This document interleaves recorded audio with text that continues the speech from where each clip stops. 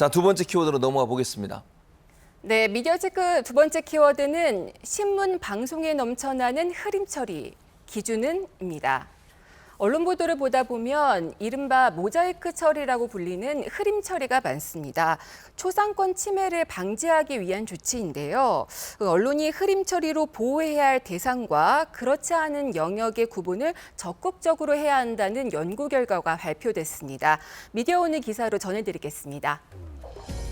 언론학회 정기학술 대회에서 초상권에 관한 최근 판례가 언론 실무에 어떻게 적용될 수 있는지에 대한 발표가 있었는데요.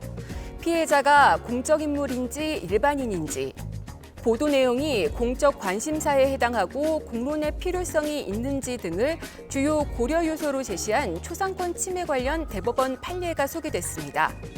또 촬영이 공개적으로 이뤄진 경우나 일반적인 사람의 감수성에 비춰 특별히 불쾌하다고 느낄 내용이 아니면 언론 기능에 더 무게를 둬 판단해야 한다는 의견이 제시됐는데요. 혹시라도 초상권 침해 문제가 생길까 봐 길거리 사진을 모조리 흐림 처리하는 언론 관행을 개선하기 위해 대법원이 더 명확한 판단 기준을 제시할 필요가 있다는 주장이 있었고요. 집회 참석자를 흐림 처리하는 것에 대해서도 집회 시위의 자유를 누리는 행위는 특별히 왜곡 등의 문제가 없다면 초상의 촬영과 공표에 대한 묵시적인 동의로 해석하는 것이 타당하다는 의견이 있었습니다. 언론사들 입장에서는 이제 흐림 처리를 많이 하는 이유가 분쟁을 피하기 위한 그렇습니다. 그런 이유인 걸로 생각이 돼요. 근데 이제 너무 흐림 처리를 많이 하다 보면 여러 가지 논란이 될 수 있는데 흐림 처리 때문에 논란이 됐던 경우도 있었죠. 그럼요. 저희 12구 그 이태원 참사 희생자 시민분향소 보도가 대표적입니다.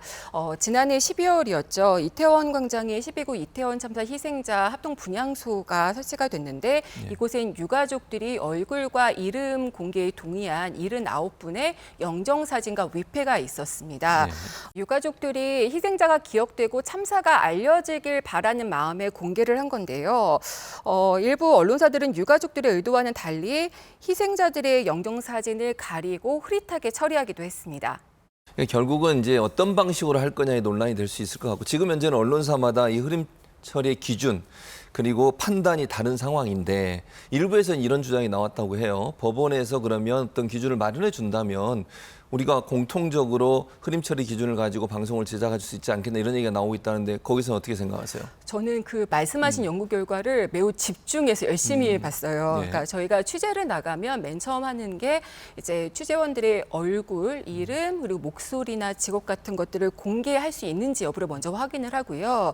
취재를 마치고 리포트를 제작을 할 때도 다시 재차 확인을 합니다. 근데 이제 잘못한 부분을 고발하는 리포트 같은 경우에서는 저희가 흐림 처리를 했는데도 그 소송을 당하는 경우도 있고요. 또 길거리 인파를 찍을 때도 초상권 침해를 항의하시는 분들이 있습니다.